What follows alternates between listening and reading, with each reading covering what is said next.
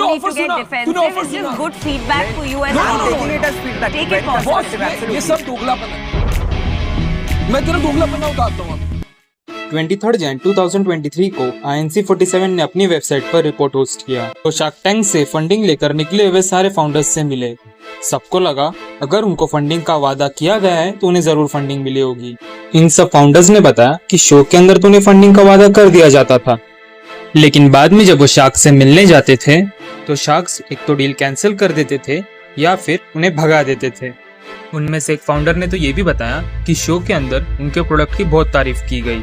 उन्हीं में से 3 शार्क्स ने तो फंडिंग भी ऑफर कर दी, लेकिन जब वो डील फाइनल करने के लिए मिलने के लिए पहुंचे तो 2 शार्क्स ने मुंह पर मना कर दिया। एक शार्क मिलने के लिए आने के लिए तैयार हो गया, लेकिन डील जब शुरू हुई तो फाउंडर के पैरों के तले जमीन हिल गई। जो शार्क शो के अंदर मीठी मीठी बातें कर रहा था अब वो फाउंडर की बेइज्जती कर रहा था। उसने साफ तौर पर कह दिया फंडिंग वंडिंग तो तुम भूल ही जाओ, मैं डील में आ गया, यही तुम्हारे लिए बहुत बड़ी बात है। और ये कोई पहला इंसिडेंट नहीं है। सोनी टीवी ने भी ये खुलासा किया कि सीजन 1 और सीजन 2 मिलाकर 120 करोड़ का प्रॉमिस किया गया था, बट उसमें से सिर्फ 22 to 25 करोड़ ही इन्वेस्ट हुआ है। जब इंटरव्यू में सोनी टीवी के चैनल हेड्स को इस बारे में सवाल किए गए तो वो भी मुंह में दही जमाकर बैठे रहे।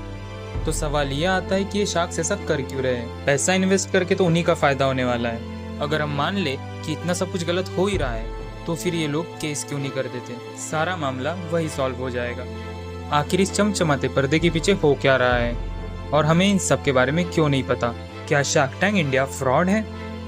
आज हम इसी टॉपिक पर बात करने वाले हैं। दोस्तों, आज हम इन सारे सवालों के जवाब प्रूफ और एविडेंसेस के साथ क्लियरली जानने वाले हैं, जिन एविडेंसेस को आप वीडियो खत्म होने के बाद भी वेरीफाई कर सकते हैं। पर अभी के लिए मेरे साथ एंड तक बने रहें।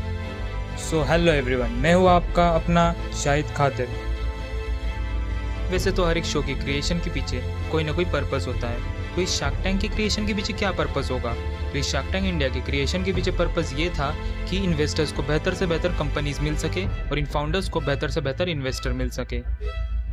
इन्वेस्टर्स को अच्छी कंपनी मिलेगी जिसकी वजह से इनका प्रॉफिट काफ़ी तेज़ी से ग्रो होगा और इन फाउंडर्स को पैसा मिलेगा जिसकी वजह से इनकी कंपनीज काफ़ी तेज़ी से ग्रो होगी। कुल मिला के बात करें तो सभी का फ़ायदा होने वाला है। प्रॉब्लम आ कहाँ रही है? यहाँ पर देखी जाती है दोगलापंती। शार्क टैंक इंडिया की रजिस्ट्रेशन जो है वो जून जुलाई में स्टार्ट हो जाते हैं। दुनिया भर की कंपनीज इनके ऑफिशियल वेबसाइट पर जाकर रजिस्ट्रेशन करती है। कंपनीज अपने बारे में डिटेल्स शेयर करती है और बताती है कि वो क्या प्रोडक्ट बेचते हैं, उनकी क्या सर्विस है, और फिर बाद में इन सब कंपनीज में से कुछ कंपनीज को सिलेक्ट किया जाता है और अक्टूबर और नवंबर के बीच में सारी की सारी शूटिंग्स कर ली जाती है। फिर सारी कंपनीज के फाउंडर्स अलग अलग पिचेस देते हैं और फिर इन शार्क्स को जो भी पिचेस पसंद आती है, जो भी फाउंडर्स पसंद आते हैं, उनके साथ ये डील करते हैं और उसके बदले में ये थोड़ी इक्विटी लेते हैं और उन्हें फंडिंग प्रोवाइड करते हैं। फिर उसके बाद में सोनी टीवी के लोग दिसंबर और जनवरी के 2 महीने पोस्ट प्रोडक्शन के नाम पे खा जाते हैं, यानी उसके टाइम में ज़्यादा कुछ नहीं होता। फिर जनवरी के एंड में इसे टीवी पर लॉन्च कर दिया जाता है। आप सबको लग रहा होगा ये प्रोसेस काफ़ी ज़्यादा स्ट्रेट और सिंपल है। तो दोस्तों, यहाँ पर हो रही है एक बहुत बड़ी गड़बड़। पीछे सुनने के बाद अगस्त और नवंबर के बीच इन लोगों को फंडिंग का प्रॉमिस तो कर दिया जाता है कि भाई हम लोग आप लोगों के बिजनेस में काफ़ी ज़्यादा इंटरेस्टेड है और हम आपको फंड भी करेंगे। अंधाधुंध तो किसी को फंडिंग दी नहीं जा सकती, इसलिए फाउंडर्स को कुछ महीने के लिए वेट करने के लिए कहा जाता है। इन 2 महीनों में इनके डॉक्यूमेंट्स वेरीफाई किए जाते हैं और इनके सेल्स वैल्यूएशन सब कुछ क्रॉस चेक किया जाता है। तो आप सब सोच रहे हो कि यहाँ सब कुछ तो लीगल चल रहा है, प्रॉब्लम क्या है? प्रॉब्लम ये है कि शार्क्स जानबूझकर अगर वेरिफिकेशन हो भी चुका है तो वो डेट्स को एक्सटेंड करते जाते हैं। अगर कोई फाउंडर उन तक पहुँच भी जाए ना तो उस फाउंडर को भाव तक नहीं देते और ये फाउंडर जो है वो इनके ऑफिस के चक्कर मारता रहता है, वो भी जनवरी एंड तक, जब तक उसका जो एपिसोड है वो टेलीकास्ट नहीं हो जाता। और जब ये एपिसोड आउट हो जाता है तब ये बारीकी से उस फाउंडर के कंपनी को एनालाइज करना स्टार्ट कर देते हैं, जैसे कि मतलब पहले सेल्स जो थी वो कितनी थी, एपिसोड आने के बाद अब कितनी हो चुकी है और फ्यूचर में कितनी होगी, और ये सब कुछ देखने के बाद वो अपना पैसा इन्वेस्ट करते हैं। मतलब ये कि अब शार्क टैंक इंडिया जो है वो एक इन्वेस्टर और जो फाउंडर के बीच नहीं रहा, अब ये एक एडवर्टाइजमेंट चैनल बन चुका है। इनमें से कुछ स्टार्टअप्स की जो सेल्स है वो बहुत ज़्यादा तेज़ी से बढ़ती रहती है क्योंकि उनका फ्री में एडवर्टाइजमेंट हो चुका होता है और ऐसे स्टार्टअप्स को ये लोग फंड करते हैं। और जो स्टार्टअप जिनकी सेल्स एपिसोड आने के बाद भी नहीं बढ़ी तो ये उन लोगों को बिल्कुल फंड नहीं करते, भले ये लोगों ने उनको प्रॉमिस क्यों ना किया हो, और ये फाउंडर्स अगर उनके सामने आ भी जाए तो ये उन्हें ऐसे इग्नोर करते हैं जैसे उन्हें जानते भी ना हो। और ये सिर्फ और सिर्फ हमारे इंडिया में होता है, और अमेरिका का शार्क टैंक तो इससे पूरी तरह उल्टा है। अमेरिका के जो शार्क्स है वो इस बात पे फोकस नहीं करते कि एपिसोड आने के बाद इनकी सेल्स कितनी ग्रो होगी, वो इस बात पे फोकस करते हैं कि फ्यूचर में कंपनी कितना ग्रो करेगी। और वहाँ के सारे इन्वेस्टर्स जो होते हैं वो इन स्टार्टअप्स को पूरी मदद करते हैं, जिस वजह से वहाँ के जो स्टार्टअप्स हैं वो बहुत ही बेहतरीन तरीके से फलते और फूलते हैं। और इसी वजह से आज अमेरिका सुपर पावर है और उनके पास 625 यूनिकॉर्न कंपनीज है और हमारे पास सिर्फ 135। यूएस में तो सारे के सारे इन्वेस्टर्स इन फाउंडर्स के पास आ जाते हैं और वो शार्क से भी बेटर ऑफर देने की ट्राई करते हैं। हमारे यहाँ जो ये शार्क टैंक का इफेक्ट है ना, ये उस फाउंडर के लिए सिरदर्द का काम करता है। जब ये सब शार्क्स पैसा इन्वेस्ट नहीं करती तो बाकी इन्वेस्टर्स भी डर के मारे पैसा इन्वेस्ट नहीं करते।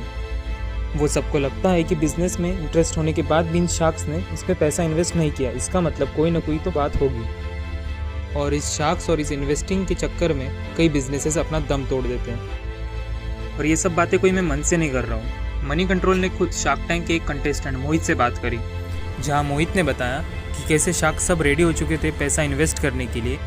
पैसा तो बहुत दूर की बात है, इन शार्क्स ने एक मीटिंग के लिए भी मना कर दिया। और एपिसोड आ जाने की वजह से उसे बाकी सारे इन्वेस्टर्स को बताना पड़ता था कि उसे फंडिंग क्यों नहीं मिली, और उसे फंडिंग उठाने में भी बहुत ज़्यादा प्रॉब्लम्स आती थी। पर किसी भी इन्वेस्टर ने उसका कोई भरोसा नहीं किया और इसी वजह से उसकी कंपनी आखिरकार बैंकरप्ट हो गई और फंडिंग न मिलने की वजह से बंद करनी पड़ी। और मोहित कोई अकेला बंदा नहीं, ये सेम हालत कईयों की हो चुकी है। हाल ही में एक यूट्यूबर ने एक पॉडकास्ट में पूछा कि आप लोग जब फंडिंग का प्रॉमिस कर देते हो आप लोग इन्वेस्ट क्यों नहीं करते हो?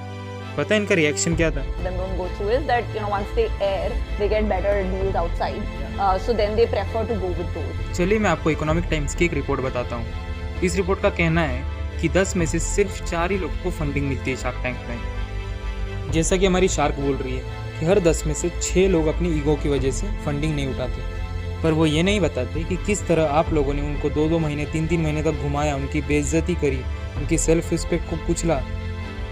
कुल मिलाकर बात करें तो शार्क टैंक में सिर्फ 2 ही लोगों का फायदा होता है, पहली शार्क्स और दूसरा सोनी टीवी। तो अगर आप एक फाउंडर हो ना और आपको शार्क टैंक में जाना है, आपका आइडिया भी अच्छा है, तो मेरे आपसे यही राय है कि ये सब दोगलापन है। वीडियो अच्छी लगी तो लाइक शेयर और सब्सक्राइब जरूर कर दीजिए।